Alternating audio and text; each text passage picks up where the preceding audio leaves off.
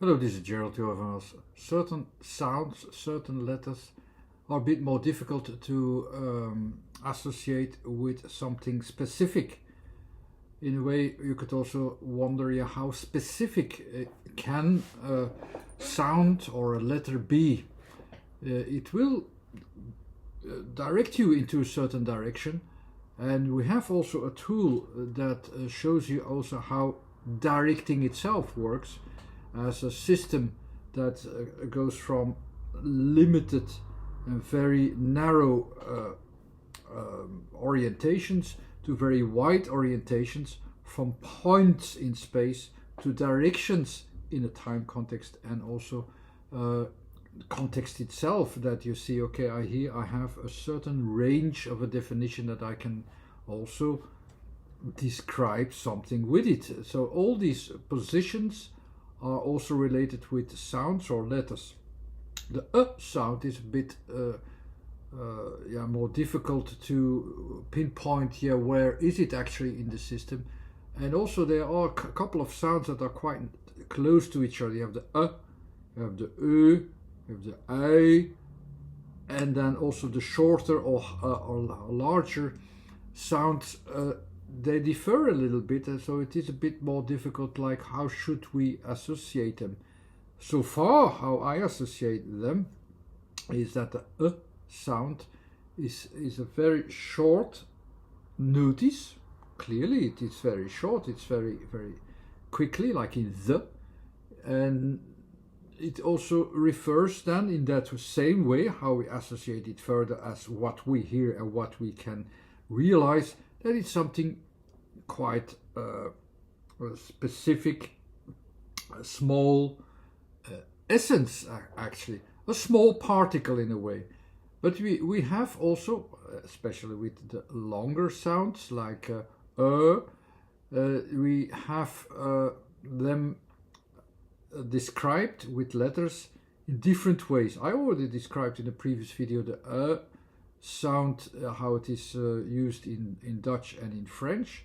Here I will talk about the English words that use that sound, that still has that association in a bit to, like, okay, let's have a small essence as possible, the smallest particle as possible, that almost hardly moves.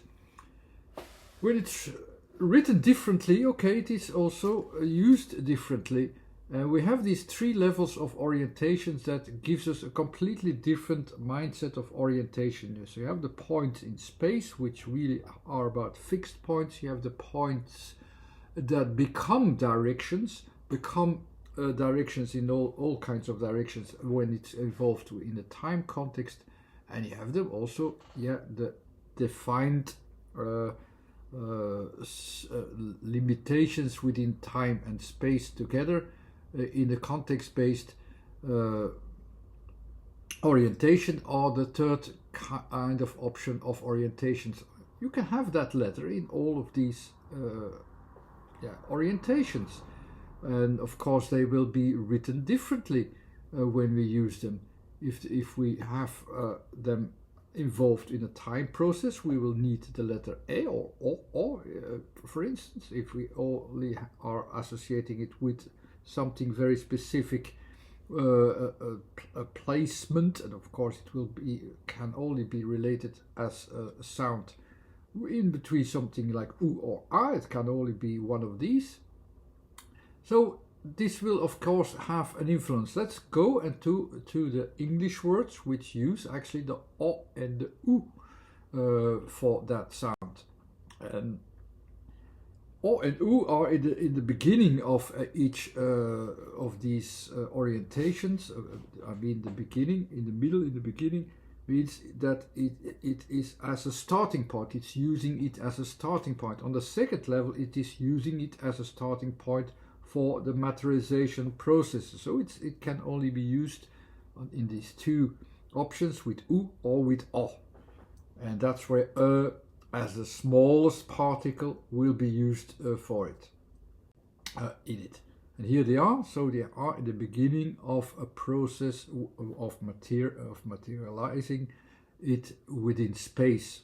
as something that is already determined in a way, so it is determined, it is even undeveloped to a certain degree, and then it's already determined that it remains undeveloped and remains that essence. And with the letter O, okay, we will go to do something with it, but also quite minimal, so we're not going to fix and change it too much. It is really, we start with it and we keep it quite basic. Actually, that's what the association still will bring us, and that we can also find in words that are used with these letters. So I could resume the as the letter E as that minimum material of essence that we could use for within a certain process.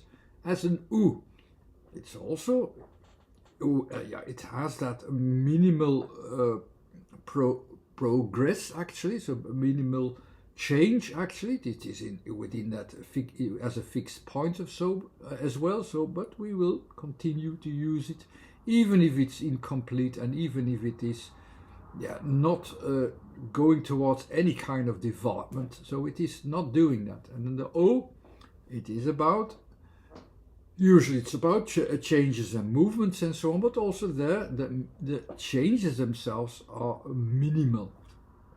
So we really keep the essence there, what we know, and we keep it at that point.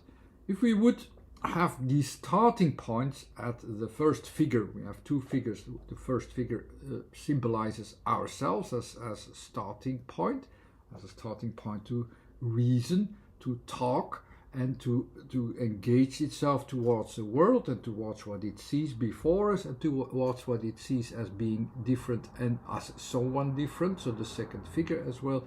We have these three positions. So the first position is the starting point, and which is our starting point, and the U and the O lies there in these positions underneath the materializations in space, and on top of that the materializations when they are already being processed into a larger context, into the context then of our environment, towards the other, going towards the other, going towards changes, going towards all the time processes that's involved there. So there's the O, when you have that figure which is in balance with all the letters and has that position. The O then in a way is at that point also coincidentally there where we have speech as well. The U is underneath there where we sit on our bottom actually, so it's down there. Bit coincidental, but the balance actually between things and how we associate things is still there, so you could use that association also for the words as well, to associate it at the right level where things start. And let's go to all the words. So let's go to verse first, and verse will be expressed with the letter O, so it will be and on top of there with the R, or the connection point there, the connection that it will make. But that connection starts from the W. The W is that lingering on, that fading on, that weakening force, which with the R making connections will also weaken itself, fade itself out. With the S in the end, the S is about what kind of feedback will that give, what kind of effect will that give in all of its vibration that it will be left. It will have very slow, very low key variations and vibrations and whatever. So the feedback will also be that you don't have much energy left actually very there. So this weakening force with which you have by this combination of letters weakens itself out, and also will get a weaker effect towards us. So it will not improve anything. It will even give it a lower energy. So yes, it will become worse. The things will become worse because it will receive less energy and less possibilities to use the feedback that you get there. So it is not helping you anything. So that fits actually with the good order, with the right order of these letters. And of course you could add also like okay, let's have the letter O there as the surroundings around the physical realm, and describe it even better, like okay, let's do something with it and go to the range of where we will connect to it, and this connection will show that the vibrations of connections will be less and less and less. So yes, even if you could have some variations in designing it, when you design it based upon everything that I already said about the letters, how they could become a form, you will get to it that it describes words in that way as I just described it. Let's go to curse. So why the worse is using that top layer then of yes, I will try to make something of it myself. Here it goes almost automatically from the basics. So it is that U. So it will have that U sound and letter associated there. But it starts with C. C is like you have it in the association of C as well. You have a look into where you can distinct something a little bit of the distance and see like okay, let's see what we can make from it and follow it up of what we can distinct of what is different as well. But not much of difference will happen with the of the curse. It will continue its minimal change, its minimal essence, its minimal anything of minimal thing as well, the minimal essence of it. With the R it will make a connection, and with a connection of course towards or from the other, because it's also from the other will get your feedback effect. This feedback effect will go back towards you, and it will be about that direct effect that it will give, that this remaining minimal will also show you as an extra feedback. This extra feedback will also be a slowed down effect, a slowed down feedback, and that will be also the curse. It slows your feedback processes down so that you can also do less with it, just in the same way as with worse. Also curse will have a lessened effect, a limiting effect. What will be the case then with word? Because is there a minimal effect there as well? Let's find out. Let's find out that it has the sound of also. It starts there where we can also imagine the mouth, where the speech starts accidentally, but it starts actually in reality with a W. So the W is these directions and directions that linger on and become wider, more widening, weakened actually as well. So into our environment we try to make something from it with W and O combined. We try to make something from it and see where this direction will lead to us and how we can connect to it, like with the R. The R is connecting to it, and let's see what we can make from it. And the last letter, the letter D, will not be like the after effect as with S, but will be associated as with D. D is actually the more pronounced version of T.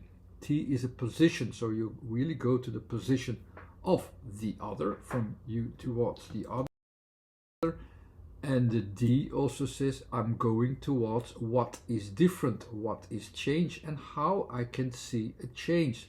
So even if it has not a strong word as sound, a weak force that goes towards the other, tries to have a connection actually to the other, it just also pays attention to how can the changes and the moves, and also even the weak force, what can the weak force do in the end that something will change there at the other. What will happen there? What will be sensed and felt at the other?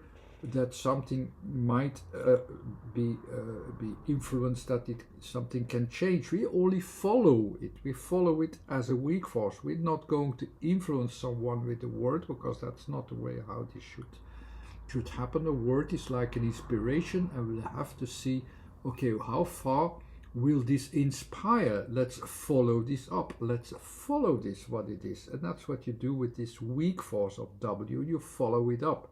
Like the teacher who follows up the children who are learning something. You cannot force anything with that following up. You can only see, okay, pay attention to maybe something could change. Maybe there is a change. I give attention to that change via the letter D. So it has this minimal move with this continuation, this weak force as well. But it might have an effect of change and growth, and in the end, at the other, somewhere else. So that's also beneath the word and the letter combinations, and is one of the possibilities, one of the explanations of what can happen with this letter combination. As a last word, I will give the example of occur. So also there will not be used the O as a, because yeah, it will really be used as an O, but it has the letter U at the end, which is associated with the E. So about that minimal progress. So it will give attention to that minimal progress we know already. But it will start from O, followed by C, and again C. So O is giving attention to that environment, to where we can follow something up. And with C, it's even more following something up and see what we can distinct of what is changing there. So we're really giving it attention with ok, like the ocula, the two eyes, following it up. What can happen there in reality, in our environment. Followed up by U, it will give attention to that minimal progress, to that minimal essence that we can follow there. And especially with the last letter, that gives connections to it. We try to see, okay, but how does that connect into our essence of reality? And actually gives attention to, yeah, what is really happening there in its minimal essence, in its minimal form. What is really happening? What happens there? What is the essence there that we are able to follow there and make connection to it as well? That's occur. That's a description of what, when something occurs somewhere. That's the kind of attention that we give to it. I hope this video will have given you more ideas about the letter E and all of its applications with different letters, how you could associate it. It's not predefined as in the way how I describe the theory into a practical application, but it is a way to think with all these positions, with all these directions that are fixed. The way how you interpret it, the way how you describe it, the way you understand it, there's still some range of interpretation there. So that is true, but the essences and the elements that are describing it, they are fixed, and that's how you can learn to recognize these fixed elements and learn to combine them so that you can follow the logic that is predestined to a degree as well, that we will also unconsciously will follow up anyhow, because of its letter combinations and sounds and written down letters, how they are expressed in the words. Okay, thanks again for watching. Bye bye.